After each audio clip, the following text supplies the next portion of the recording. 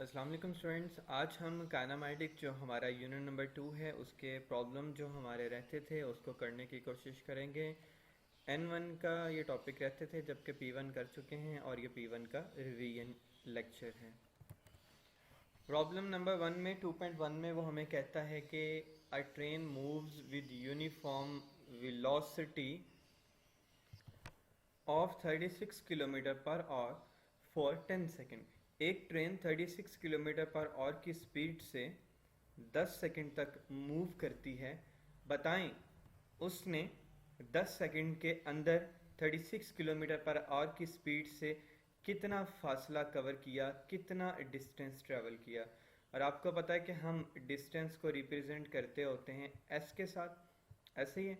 तो हमारे पास v आ गया 36 किलोमीटर पर आवर। जब भी किलोमीटर पर आवर होगा उसको हमने मीटर पर सेकंड में कन्वर्ट करना है। जब भी किलोमीटर पर आवर को मीटर पर सेकंड में हमने कन्वर्ट करना है तो हमने उसको जो है ना मल्टीप्लाई कर देना है 1000 के साथ और उसको डिवाइड कर देना है 3600 के साथ। अब ये जो हमारे पास 3600 है ये किस तरीके से आया। 3600 हमारे पास इस तरीके से आया कि एक पर और है ना। देखें मैं आपको इसका आसान सा तरीका बताता हूँ कि आपने इसको किस तरीके से सॉल्व करना है। आपने 36 लिखा, 36 लिखने के बाद आपने देखने साथ में किलोमीटर, किलो प्रीफिक्स के टेबल में किलो की हमने कीमत पड़ी थी 10 की पावर 3। 10 की पावर 3 का मतलब होता है कि उसके साथ 3 जीरो है, ठीक है। और मीटर एक यूनिट है तो उसका कोई मीटर एक यूनिट आ गया हमारे पास। और पर और यानी कि और डिवाइड हो रहा है इसके साथ। एक घंटे में कितने मिनट होते हैं? एक घंटे में जी मैं इसको ठीक करके लिख देता हूँ। एक घंटे में हमारे पास 60 मिनट होते हैं, ठीक है। और एक मिनट में हमारे पास कितने सेकंड होते हैं? एक मिनट में हमारे पास 60 सेकंड होते हैं। और ये देखें 60 multiply by 60 which is equal to 3600। ये इस तरीके से हमारे पास आ गया। अब हमने कटिंग करनी है। ये दो जीरो हमारे कट गए इन दो जीरो के साथ और ये 36 हमारा कट गया इस 36 के साथ। रिमेनिंग रह गया 10 और मीटर पर सेकंड में कन्वर्ट हो गया जो हमारा सिंपल आ गया जी 10 मीटर पर सेकंड, ठीक है। होप सो ये समझ आया होगा ये कन्वर्जन आप लोगों को। उसके बाद ये आ जाता है हमारे पास टाइम कितना है इसका। उसने कहा जी टाइम आपके पास 10 सेकंड है तो डिस्टेंस मालूम करना है। जब हमने ये टॉपिक पढ़ा था तो हमने डिस्टेंस का फार्मूला पढ़ा था कि जो डिस्टेंस है वो किसके इक्वल होता है जी। उन्होंने कहा था जी जो डिस्टेंस है वो इक्वल होता है v मल्टीप्लाई बाय टी, यानी कि स्पीड मल्टीप्लाई बाय टाइम। अब हमारे पास स्पीड कितनी है बेटे? स्पीड हमारे पास कन्वर्जन के बाद हमारे पास आ गई 10 और टाइम हमारे पास कितना है कि जी ट्रेन ने कितने सेकंड तक मूव किया वो भी बेटे है 10। तो जब हमने 10 को 10 से मल्टीप्लाई किया तो वो हमारे पास आ गया 100, ठीक है। और 100 मीटर का फासला उसने कवर किया क्योंकि डिस्टेंस का यूनिट जो है वो मीटर होता है। तो इस सोल्यूशन से हमें ये पता चला कि जब ट्रेन ने 36 किलोमीटर पर आवर की स्पीड से 10 सेकंड तक मूव किया तो उसने 100 मीटर का डिस्टेंस जो है वो कवर किया था। ये था हमारा एग्जाम्पल 2.1। अब नेक्स्ट हमारे पास बेटे आ जाता है कि अगली स्टेटमेंट देखिए 100 मीटर हमारा आंसर था, बिल्कुल ठीक है। नेक्स्ट हमारे पास आ जाता है जी a train start from rest. एक बात हमेशा याद रख लें बेटे, जो भी ऑब्जेक्ट रेस्ट से स्टार्ट करे तो उसकी जो इनिशियल स्पीड वेलोसिटी होती है वो ज़ीरो होती है। बात समझ आ गई। और जब ऑब्जेक्ट रुक जाए, स्टॉप हो जाए, तो तब उसकी फाइनल वेलोसिटी या स्पीड क्या हो जाएगी? ज़ीरो हो जाएगी। एक ट्रेन ने रेस्ट से चलना शुरू किया तो initial velocity 0 metre per second. It moves through 1 kilometre, वो 1 किलोमीटर तक चली 100 सेकंड्स के अंदर with uniform acceleration. What will be its speed at the end of 100 second. एक ट्रेन ने, चलें यहाँ पे ड्रा कर लेते हैं। फॉर एग्जांपल ये हमारे पास एक ट्रेन है। एक ट्रेन ने रेस्ट से चलना शुरू किया, इनिशियल वेलोसिटी 0, और वो उसने 1 किलोमीटर का फासला कवर किया। ये 1 किलोमीटर का फासला उसने 100 सेकंड्स में कन्वर्ट किया था। कितने सेकंड्स में कन्वर्ट किया? 100 सेकंड्स में। बताएं 100 सेकंड्स के बाद उसकी फाइनल वेलोसिटी क्या होगी? हमने यहाँ पे ये फाइंड आउट करना है, ठीक है। अब सिंपल हमने देखना है गिवन वैल्यूज कौन सी। गिवन वैल्यूज हमारे पास सबसे पहले V I zero S 1 kilometre, kilo एक प्रीफिक्स का प्रीफिक्स वैल्यू है, तो आपको पता है किलो के पास 3 जीरो होते हैं, तो हमने 1000 मीटर लिख दिया। टाइम बेटे हमारे पास 100 सेकेंड आ गया। अच्छा, अब फाइनल वेलोसिटी का फॉर्मूला क्या था? फाइनल वेलोसिटी का हमारे पास फॉर्मूला था V F is equal to V I plus A T, V F is equal to V I plus A T. लेकिन हमारे पास वी आई भी है, वी एफ फाइंड करना है, टाइम भी है, लेकिन एक्सेलरेशन नहीं है। तो सबसे पहले हमें क्या करना पड़ेगा? फाइनल वेलोसिटी को फॉर्मूला करने से, फाइंड आउट करने से पहले हमें एक्सेलरेशन फाइंड आउट करनी पड़ेगी। अब एक्सेलरेशन आपने कैसे फाइंड करनी है? एक्सेलरेशन आपने देखना है कि आपके पास गिवन वैल्यूज कौन सी हैं, उस हिसाब से आपने फॉर्मूला लगाना है। तो गिवन वैल्यूज हमारे पास वी आई है, एस है, टी है, ठीक है, ये सारी चीज़ें गिवन है। अब हमने जब वैल्यूज पुट की, एस हमारे पास 1000 था, वी आई बेटे 0 था, टाइम हमारे पास कितना है 100 है, तो 0 मल्टीप्लाई बाय 100, 1/2 ए नहीं है तो 100 का स्क्वायर। 0 को जब 100 से मल्टीप्लाई किया 0 हो गया, ये ख़त्म हो गया। और जब 100 मल्टीप्लाई बाय 100 और इसको डिवाइडेड बाय हमने 2 किया, तो बेटा ये हमारे पास क्या आ गया जी? 5000 आ गया, ठीक है। 5000 को बेटे जब हमने 1000 के साथ डिवाइड किया, देखे ना इधर 5000 मल्टीप्लाई हो रहा है एक्सेलरेशन के साथ, जब उधर जाएगा ये बेटे 1000 के साथ जाके क्या हो जाएगा? डिवाइड हो जाएगा। जब हमने 5000 को डिवाइड किया 1000 से, तो हमारे पास कौन सी वैल्यूज गिवन आती हैं, हम उसको ज़रा देख लेते हैं। अच्छा बेटे देखें, ये 3 जीरो कट गए इन 3 जीरो से, रिमेनिंग हमारे पास क्या रह गया? 1/5। और आपको पता है एक्सेलरेशन का यूनिट क्या होता है? मीटर पर सेकेंड स्क्वायर, ठीक है। अच्छा, आप इसको ना पॉइंट में भी लिख सकते हो डिवाइड करके, लेकिन बेहतर ये कि आप इसको ऐसे रहने दें। अब हम यहाँ पे वी एफ का फॉर्मूला लगा देंगे। वी एफ हमारे पास क्या जी? V I plus A T, and V F find करना है हमने। तो वी आई हमारे पास बेटा 0 है, एक्सेलरेशन हमारे पास 1/5 है, टाइम हमारे पास 100। कटिंग करनी है हमने यहाँ पे, 5 1 द 5 एंड 5 20 द 100। 5 को 20 से मल्टीप्लाई किया, क्या हो गया बेटे? 100 हो गया। और इसका यूनिट हमारे पास सिंपल क्या आ गया? Metre per second. तो आंसर बेटे हमारे पास क्या आ गया? 20 metre per second. Is it clear? अब नेक्स्ट स्टेटमेंट में हमारे पास कहता है a car has a velocity of 10 metre per second. एक कार, उसकी वेलोसिटी बेटा 10 मीटर पर सेकंड है, यानी has a velocity, initial velocity की बात करें 10 metre per second. It accelerate at 0.2 metre per second square. उसने एक्सेलरेशन कवर किया 0.2 मीटर पर सेकंड स्क्वायर का फॉर हाफ मिनट, आधे मिनट के लिए, यानी 30 सेकंड्स के लिए। तो गिवन वैल्यूज आ गई, we I 10 metre per second square, acceleration 0.2 metre per second square बेटे, और टाइम हमारे पास कितना आ गया? 30 सेकंड। अब नेक्स्ट क्या कहते हैं? Find the distance travelled. हमने फासला कवर करना है ड्यूरिंग दिस टाइम, जो इस हाफ मिनट में कवर हुआ, and the final velocity of the car या और द कार। हमने फाइनल वेलोसिटी भी बेटे इसकी फाइंड करनी है। दो चीज़ें फाइंड करनी है, एक हमने डिस्टेंस बेटे फाइंड करना है, और दूसरा हमने क्या फाइंड करना है? हमने इसकी फाइनल वेलोसिटी को भी फाइंड आउट करना है। अब डिस्टेंस के लिए फॉर्मूला लगा देंगे, एक्सेलरेशन भी है, वी आई भी है, टी भी है, प्रीवियस न्यूमेरिकल वाला ही formula, V I T plus 1/2 A T square. V I बेटे हमारे पास क्या आ गया जी? 10 आ गया, टाइम हाफ मिनट, आधे मिनट में 30 सेकेंड, एक्सेलरेशन 0.2, और टाइम वही बेटे एज इट इज़ 30 सेकेंड्स। 10 को 30 से मल्टीप्लाई किया 300, 0.2 को और 30 का स्क्वायर के साथ मल्टीप्लाई करके 2 के साथ डिवाइड किया तो 90, 300 plus 90 which is equal to 390 metre, जो बेटा हमारे पास इसका आंसर आ गया कि उसने 390 मीटर का डिस्टेंस कवर किया 30 सेकेंड्स के अंदर। नेक्स्ट हमारे पास जी फाइनल वेलोसिटी फाइंड करनी है, तो वही फॉर्मूला फाइनल वेलोसिटी का जी, V I plus A T. V I बेटा 10 है, ए 0.2 है, टाइम 30 है। तो जब हमने 10 multiply by 0.2 and multiply by 30 किया, तो हमारे पास बेटा उसका आंसर क्या आ गया जी? 60 metre per second. V F हमारे पास क्या आ गया जी? 60 मीटर पर सेकेंड। अच्छा, अगर आप लोगों को याद हो, हमने बेटा इक्वेशंस ऑफ मोशंस पढ़ी थी, और कुछ उस वो जो इक्वेशन ऑफ मोशंस के हमने फाइनल फार्मूलाज निकाले थे ना, हम इसमें ज़्यादातर वही इस्तेमाल करेंगे। याद है आप लोगों को?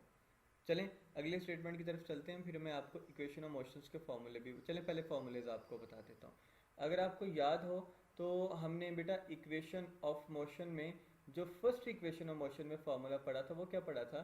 वो यही पढ़ा था जो हमने अभी फाइंड आउट किया। वो क्या फाइंड आउट किया? वो बेटा हमने किया V F is equal to V I plus A T, ये फर्स्ट इक्वेशन ऑफ मोशन है। और अगर हम सेकंड इक्वेशन ऑफ मोशन की बात करते हैं जिसमें उन्होंने टोटल डिस्टेंस फाइंड करना था, टोटल डिस्टेंस था ना कि area of triangle and area of rectangle, ये वो फॉर्मूला है कि distance V I T plus one two A T square. अगर बात करें कि जी थर्ड इक्वेशन ऑफ मोशन में, उसमें हमने फॉर्मूला लगाना है जी टू ए एस। अब ये तीनों फार्मूलाज आप एक दफ़ा अच्छे से ज़हन कर लें, फिर उसके बाद हम अगली बात करेंगे। Two A S is equal to V F का स्क्वायर माइनस वी आई का स्क्वायर। अच्छा, ये है हमारे पास बेटे थर्ड इक्वेशन ऑफ मोशन जो हमने डिस्कस की थी। ये है बेटे हमारे पास सेकंड इक्वेशन ऑफ मोशन जो हमने डिस्कस की थी। और ये है बेटे हमारे पास फर्स्ट इक्वेशन ऑफ मोशन जो हमने डिस्कस की थी। ये तीनों फॉर्मूलेज आपको फिंगर टिप्स पे होने चाहिए। ये हम 12 दफ़ा अपने न्यूमेरिकल प्रॉब्लम्स में इनका इस्तेमाल करेंगे। ठीक है, अब चलते हैं जी 2.4 न्यूमेरिकल की तरफ। A tennis ball hit vertically upward with the velocity of 30 metre per second. एक टेनिस बॉल है और फॉर एग्जांपल ये मेरे पास टेनिस बॉल है और इसको मैंने अभी पकड़ा हुआ है हाथ में। चले यहाँ पे एक पर्सन, चले ड्रा कर लेते हैं। एक पर्सन है बेटे यहाँ पे, उसने टेनिस बॉल को यूँ पकड़ा हुआ है, ठीक है। और वो क्या करता है, इस टेनिस बॉल को हिट वर्टिकली, पहले हिट वर्टिकली अपवर्ड, अपवर्ड की बात की, चले मैंने डाउनवर्ड का एरो लगा दिया।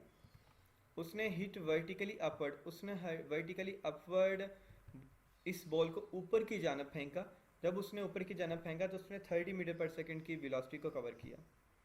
और फॉर एग्जांपल ये इसका हाईएस्ट पॉइंट है। इस पॉइंट तक पहुंचने के लिए बेटा उसने 3 सेकंड्स लिए। कितने सेकंड्स लिए?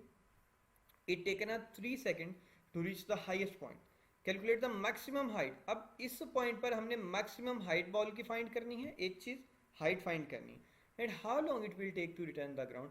और उस मैक्सिमम हाइट से ग्राउंड तक आने तक वो कितना टाइम लेगी बॉल, हमने वो भी फाइंड करना है। स्टेटमेंट समझ आ गई ना जी। अब वी आई हमारे पास बेटे आ गया 30 मीटर पर सेकेंड, टाइम आ गया बेटा हमारे पास 3 सेकेंड जो उसने अपवर्ड जाने के लिए लिया। अब अपवर्ड डाउनवर्ड, तो ग्रेविटी हमारे पास क्या आ जाएगी? नेगेटिव आ जाएगी, 10 मीटर पर सेकेंड स्क्वायर। जब हमने ग्रेविटेशनल एक्सलरेशन टॉपिक पढ़ा था, याद है आप लोगों को इक्वेशन ऑफ मोशंस के आगे, तो हमने पढ़ा था कि 4 बॉडीज फॉलिंग डाउन फ्रीली, वो बॉडीज जो फॉलिंग डाउन फ्रीली आती हैं तो वहां पे जी की वैल्यू पॉजिटिव होती है, and is negative for bodies moving up. और वो बॉडीज जो अपवर्ड जाती हैं उनके लिए हम जी की वैल्यू के लगाते हैं, नेगेटिव लगाते हैं। और साथ में हाइट और टोटल टाइम मालूम करना है। हाइट के लिए बेटे हम फॉर्मूला लगाएंगे जी V I T plus 1/2 multiply by gravity और टाइम का स्केयर। ये आप लोग कहेंगे कि हम सेकंड इक्वेशन इस्तेमाल कर रहे हैं, फॉर्मूला सारा वही है, लेकिन हमने एस की जगह पे एच लगा दिया क्योंकि वो डिस्टेंस है डाउनवर्ड है, ये हम हाइट वाइज ले रहे हैं। अच्छा वी आई बेटे हमारे पास आ गया 30, टाइम आ गया 3, ग्रेविटी आ गई -10 और टाइम आ गया 3 का स्क्वायर। 30 को 3 से मल्टीप्लाई किया 90 और ये इनको मल्टीप्लाई एंड डिवाइड किया तो -45 बेटे, plus minus minus 90 -45 which is equal to, ये किसके बेटे इक्वल हो जाएंगे? 45 के। हाइट हमारे पास बेटे आ गई, वो कितनी आ गई? 45 मीटर। अच्छा अब टाइम मालूम करने के लिए मैं आपको छोटी सी एग्जांपल देता हूँ। फॉर एग्जांपल ना, ये स्टेयर्स है। अच्छा भी अब यहाँ पे एक रूम है, ठीक है। आपने इस रूम में जाना है बेटे, इन स्टेयर्स का इस्तेमाल करते हुए क्या करेंगे? First step, second step, third step and fourth step. अब फोर्थ स्टेप अपवर्ड जाएंगे। आप इस रूम में चले जाएंगे और ये आपका ग्राउंड लेवल है।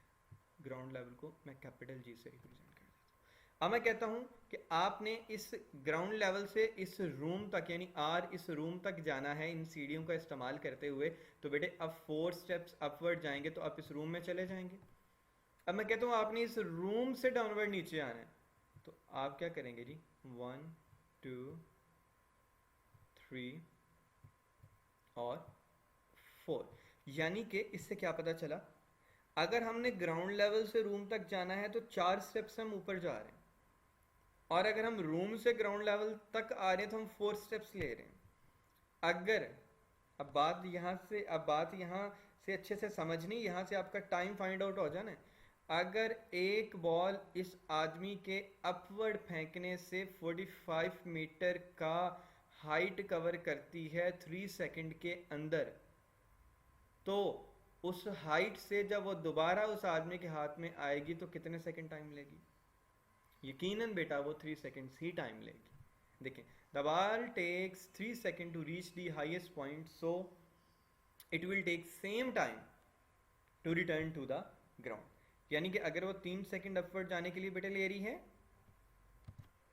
तो 3 सेकंड ही वो ग्राउंड पर वापस आने के लिए लेगी। अगर ये 4 स्टेप ऊपर अपवर्ड रूम तक जाने के लिए ले रहे हैं तो 4 स्टेप ही दोबारा डाउनवर्ड ग्राउंड तक आने के लिए लेंगे, यानी कि दोनों सेम हो जाएंगे। तो टोटल टाइम हमारे पास टी क्या होगा, ये 3 सेकंड है हाईएस्ट पॉइंट के लिए, चले मैं एरो का साइन लगा देता हूँ अपवर्ड, और ये 3 सेकंड है डाउनवर्ड आने के लिए। तो 3 + 3 which is equal to 6 second हो गया। समझ आ गई ना बेटा इस न्यूमेरिकल के। नेक्स्ट हमारे पास आ जाता है जी 2.5। A car moves with uniform velocity of 40 metre per second. एक कार जो है ना मूव करती है 40 मीटर पर सेकंड की वेलोसिटी के साथ, यानी उसकी इनिशियल वेलोसिटी अब यहाँ पर हमारे पास आ गई। कितने सेकंड तक मूव करती है, कितने टाइम तक मूव करती है बेटे? वो 5 सेकंड तक मूव करती है। अब अगली बात ध्यान से समझे, इट कम्स टू रेस्ट, वो रुक जाती है इन द नेक्स्ट 10 सेकेंड, अगले 10 सेकेंड के बाद, विद यूनिफॉर्म डेक्लेरेशन। रिटार्डेशन और डेक्लेरेशन, रिटार्डेशन और डेक्लेरेशन आपने पढ़ा था ना, ये हमने किस में पढ़ा था? ये हमने एक्सलरेशन के टॉपिक में भी पढ़ा था कि रिटार्डेशन और डेक्लेरेशन बेटा सेम नेम है। ये किसके नेम है? नेगेटिव एक्सलरेशन के नेम है। याद है कुछ जब हमने पढ़ा था कि जो डायरेक्शन है नेगेटिव एक्सलरेशन की वो हमेशा ऑपोजिट हो जाती है to the direction in which the body moving, उस डायरेक्शन से जिस डायरेक्शन में बॉडी मूव कर रही है। तो negative acceleration is also called declaration और रिटार्डेशन। नेगेटिव एक्सलरेशन को ही हम डेक्लेरेशन और रिटार्डेशन कहते हैं। अब डेक्लेरेशन, इससे हमें यह पता चल गया कि हमारा डेक्लेरेशन का जो भी आंसर आएगा वो नेगेटिव में होगा, वो पॉजिटिव नहीं होगा। अगर वो पॉजिटिव होगा तो हमारा वो आंसर गलत हो जाएगा। अच्छा, अब इसमें बेटा नेक्स्ट वो हमें क्या कहता है? फिर नेक्स्ट कहता है फाइंड डेक्लेरेशन। ठीक है, हमने बता दिया कि आंसर नेगेटिव में होगा। और फिर कहते हैं बेटा total distance travelled by the car, और टोटल डिस्टेंस फाइंड करना है कार ने कितना ट्रेवल किया, वो भी हम देख लेंगे। चलें पहले हम देख लेते हैं given values vi 40 time 5, distance मालूम करना, एक्सेलरेशन यानी कि डेक्लेरेशन मालूम करनी, और vf 0 है। अब डिस्टेंस कवर्ड जो बॉडी ने पहले 5 सेकंड में किया, इस 5 सेकंड में बॉडी ने जो डिस्टेंस कवर किया, s is equal to s1 is equal to v multiply by t, यानी कि 40 मल्टीप्लाई बाई 5, वो बेटा हमारे पास क्या आ गया? 200 मीटर आ गया। ठीक है, उसके बाद व्हेन ब्रेक्स आर अप्लाइड, जब ब्रेक्स अप्लाई कर दी तो डेक्लेरेशन शुरू हो गया, यानी कि फिर वो अगले 10 सेकंड की बात आ गई। ठीक है, और फिर उसमें बेटा vf क्या हो गया? ब्रेक अप्लाई होगी, रुकगी तो 0 हो गया। vi बेटा हमारे पास 40 था, vf minus vi and divided by time taken. ये हम डेक्लेरेशन फाइंड कर रहे हैं। आपको याद हो तो एक्सप्रेशन का फॉर्मूला था change in velocity divided by time taken. Change in velocity यानी कि vf minus vi divided by time taken यानी कि 10। तो देखें -40 divided by 10 which is equal to -4 metre per second, यानी कि ये हमारा आंसर बिल्कुल ठीक आ गया। डेक्लेरेशन जो मैंने ऊपर बताया था कि वो आंसर नेगेटिव में आएगा। नेक्स्ट बेटा आ जाता है the distance covered after the applying brakes. अब जब ब्रेक्स अप्लाई कर दी तो उसके बाद कितना डिस्टेंस उसने कवर किया, यानी कि S2। और ये हम कौन सी इक्वेशन अप्लाई कर रहे हैं, सेकंड इक्वेशन, जिसमें हमने टोटल डिस्टेंस फाइंड करना है। VI 40, टाइम बेटा यहाँ पे हमारे पास आ जाएगा 10 और 1/2 AT का स्क्वायर। टाइम बेटे 40 को 10 से मल्टीप्लाई किया 400, -4, 10 को मल्टीप्लाई 10 से किया 100, और -400 यहाँ पे हमारे पास क्या बन जाएगा 1/2 मल्टीप्लाई बेटे ये क्या हो जाएंगी, ये मल्टीप्लाई हो जाएंगे -400। अच्छा अब हम इनकी कटिंग करेंगे, 2 1 द 2 एंड 2 2 द 4, तो रिमेनिंग हमारे पास इसका कटिंग के बाद क्या रह गया जी -200। अब इधर हमने देखना है कि ये हमारे पास 40 को 10 से मल्टीप्लाई किया 400 -200, तो जो S2 हमारे पास बेटा वो कितना आ गया जी 200 मीटर आ गया। S1 भी 200, इसमें टोटल डिस्टेंस हमारे पास हो जाएगा जी S1 प्लस S2 यानी कि 200 plus 200 which is equal to 400 metre. Next हमारे पास स्टेटमेंट है जी a train start from rest with an acceleration of 0.5 metre per second square. एक ट्रेन ने रेस्ट से चलना शुरू किया, acceleration 0.5 metre per second square थी। उसके बाद find it speed in kilometre per hour, उसकी स्पीड हमने किलोमीटर पर आवर में फाइंड करनी है। When it move through 100 metre, जब उसने 100 मीटर का फासला कवर कर लिया होगा। VF फाइंड करना है और VI 0 है, A 0.5 है, डिस्टेंस 100 मीटर है, तो हमने यहाँ पे फॉर्मूला लगा दिया जी 2AS is equal to VF square minus VA square. तो आफ्टर कटिंग हमारे पास VF स्क्वायर बच गया जी 100। ये स्क्वायर ख़त्म करने के लिए हमने बोथ साइड्स पे स्क्वायर रूट लिया। जब बोथ साइड्स पे हमने स्क्वायर रूट लिया, ये स्क्वायर रूट से कट गया और 100 हमारे पास आ गया जी 10 मीटर पर सेकेंड। अब इसको किलोमीटर पर आवर में कन्वर्ट करना है, तो जी multiply by 1000 and divided by 3600 किया, तो ये हमारे पास ये 36 किलोमीटर पर आवर इसका आंसर आ गया। नेक्स्ट हमारे पास कहता है train starting from rest accelerate uniform and attains the velocity of 48 kilometre per our in 2 minutes. 48 kilometre per our की स्पीड उसने 2 मिनट में कवर की और इस स्पीड से वो 5 मिनट तक मूव करती रही, और उसके बाद रिटार्डेशन होगी यानी कि एक्सलेरेशन कम होना शुरू होगी और 3 मिनट के बाद वो ट्रेन रुक गई। टोटल डिस्टेंस हमने फाइंड करना है। VI 0 है क्योंकि उसने 0 से स्टार्ट किया था। VF 48 किलोमीटर पर आवर, ये हम बात करें अभी 2 मिनट के लिहाज से, और 2 मिनट के लिहाज से अब यहाँ पर हमारे पास VI 0 है, फाइनल 48 है। किलोमीटर पर आवर को मीटर पर हमने मीटर पर सेकंड में कन्वर्ट किया, तो ये हमारे पास आ गया जी 480 divided by 36 metre per second. अब जब हमने 2 को मल्टीप्लाई किया 60 के साथ, अब ये 2 मिनट है। अच्छा ये जो हमारे पास ये पोर्शन है, ये वाला आना है इसके बाद, ठीक है, इधर आना है। और उसके बाद 2 मिनट है, 2 मिनट में 120 सेकंड होते हैं, तो हमारे पास अब वो जो डिस्टेंस उसने पहले 2 मिनट में कवर किया, तो V multiply by T. V कितना है जी हमारे पास 480 डिवाइडेड बाई 36, और टाइम हमारे पास कितना है जी, उसने बोला था 2 मिनट। तो हम क्या करेंगे 0 plus 480 divided by 2 multiply by 36 which is और मल्टीप्लाई बाई टाइम, तो वो हमारे पास आ जाएगा जी 800 मीटर। अब वो डिस्टेंस हमने फाइंड करना है जो उसने अगले 5 मिनट में कवर किया। वो हमारे पास क्या आ जाएगा जी 5 मिनट के लिए, उसमें हम क्या लगा देंगे जी S2 is equal to V multiply by T. V हमारे पास कितना जी 480 डिवाइडेड बाई 36 मल्टीप्लाई बाई 300, क्योंकि ये 5 मिनट में कितने सेकंड होते हैं, अगर हम 5 को 60 के साथ मल्टीप्लाई करते हैं तो 300। जब ब्रेक्स अप्लाई कर दी तो VF क्या हो गया 0 हो गया। S3 मालूम करना है हमने, V मल्टीप्लाई बाय टाइम। अब डिस्टेंस का सेम फार्मूला लगा रहे हैं हम हर जगह पे, ये 3 मिनट की बात कर रहा है, तो उसमें हमारे पास क्या आ गया जी 1200 मीटर। अब टोटल डिस्टेंस हमने तीनों डिस्टेंस को ऐड कर देना है, 800 plus 4000 and plus 1200 which is equal to 6000 metre, इसका आंसर आ जाएगा। 2.8 पे हमारे पास क्या कहता है जी, एक क्रिकेट बॉल है, उसको वर्टिकली अपवर्ड, क्रिकेट बॉल को वर्टिकली अपवर्ड ऊपर की जानब हमने फेंका है। वो दोबारा जब हाइट पर जाने के बाद ज़मीन पर 6 सेकंड के बाद आती है। एक तो हमने उसकी मैक्सिमम हाइट फाइंड करनी है कि वो कितने मैक्सिमम हाइट पॉइंट पर चलेगी, उसके बाद इनिशियल वेलोसिटी उसकी फाइंड करनी है कि जब वो अपवर्ड गई तो उसकी इनिशियल वेलोसिटी क्या थी। टाइम 3 सेकंड, अपवर्ड है तो ग्रेविटी -10, VF 0 है। VF का फॉर्मूला लगा दिया जी VI फाइंड करने के लिए, ये VI यहीं पे रहेगा, ये प्लस का GT इधर आके माइनस का GT हो जाएगा, तो 0 माइनस 30, इधर माइनस का 30 उधर जाके पॉजिटिव का 30, 0 + 30 which is equal to 30 metre per second. V I हमारे पास क्या आ गया जी 30 मीटर पर सेकेंड।